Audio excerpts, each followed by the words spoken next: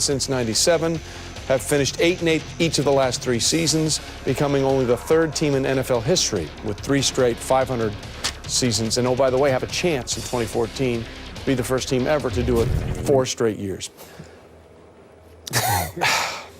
It's a lot to get into there, okay? Now, look, I think we all can appreciate the value of TV ratings working at ESPN, and we certainly enjoy seeing the Dallas Cowboys on ESPN as much as possible because he's right on one sense. They do bring eyeballs. They do bring people watching games. There's a reason. They're still America. Whether you like it or not, for the most part, they're still America's team because more people will watch them than anybody else. But that's a good thing to say, Teddy, if you're the owner of a TV network. Sure. Is it the right thing to say if you're not only the owner, but the general manager of the team? I'm going to teleport myself back into when I was playing. And if I was a member of a team and my general manager compared our team to a TV show, it would upset me. It would upset me because you are marginalizing what I do for a living. I mean, to me, football was real. Football was real. It's how you go out there and battle with the guys, and it's hard too. It's hard to win. So to compare it to TV ratings, a show, popularity, those type of things. If I was a player in that Cowboys locker room, I think that upset me. Yeah, do we even know who shot JR in Dallas? It was all a dream, wasn't it? No, that was a different episode. That's what this reminds me of. Are you serious that you're comparing the team that you own to a TV show, and you're saying that actually we do a good job as far as ratings are concerned? So it's not about wins and losses, it's about the business of football. It's not about putting the best product on the football field on a consistent basis. It's about your money in the bank at the end of the day. That's not a good message you're sending to your organization, not just your players, but your whole organization, in my opinion. I think what it shows to me is how far his tune has changed from when he took over the team. In his first press conference in 1989, it was about wins. We will win. We must win. We must win. And so now, either he's given up as a player, I would feel like, okay, now you've given up on us, or you don't care about winning anymore. It makes you, like kind of what Teddy says, it marginalizes what we're doing, what we're given to win football games. It confuses me because I know he's the owner also, and so that stuff does matter, but when are you speaking as the owner and when are you speaking as the general manager? I'm confused. So was that owner speak, but you're talking about us not making the playoffs, so that makes me think, so you are speaking as a man that's putting together this team, but then you're bringing a TV show. It's very confusing, the message he's sending.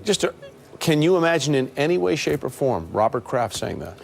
I cannot. I mean, I think of football men. The Rooney family. Right. No, I think of football men. I think of Andy Reid. I think of Mike Tomlin, the Steelers, the Eagles, the Patriots. It's just not done that way there. It's more serious, although they know there's a business side of it, guys, and there's money to be made, and there's ratings and TV deals, billion-dollar TV deals. Yeah, but you know, at the end of the day, what message am I sending? Right. To me, these guys. Who's speaking these to? Guys are too smart not to think ahead of time about what they're about to say because they know it's going to reach the ears of your team. So before I say this, how is it going to be reflected and reverberate, in the locker room? Now, those guys talking about it. How is this going to come across? Well, again, and Mark Schlereth has said this, and that's another issue. It's one thing to hire a coach. It's another thing to empower a coach. Jerry Jones, as the general manager / owner, has a press conference after every game.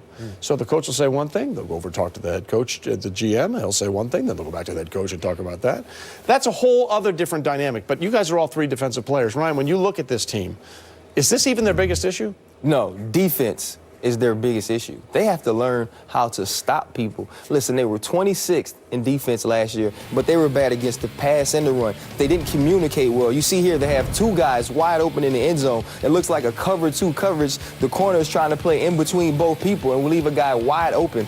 Also right here, they didn't tackle well. If you look at the cornerback right here, misses the tackle, and then the free safety comes in. And I know this is a very tough tackle to make, but you have to cap off the defense. You keep that guy in front of you, and you get him on the ground at all costs. Guys stick on blocks. They don't rip. They don't hit and shed, and Teddy knows about that. They don't use their hands. They miss tackles so people can run the ball against them. You can pass the ball against them. And when you have a team that's giving up yardage like that, it's tough to have a physical identity. Well, their 2 best players from last year, DeMarcus wasn't great last year, but he's been a legend for so many years, and Jason Hatcher have walked out the door.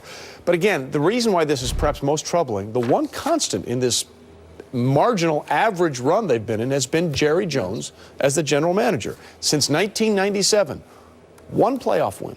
Wow. What other GM in the league who wasn't the owner would have that job that long if he wasn't the guy signing the checks. Zero. When we continue here on this edition of NFL Live, Bill Belichick has made some bold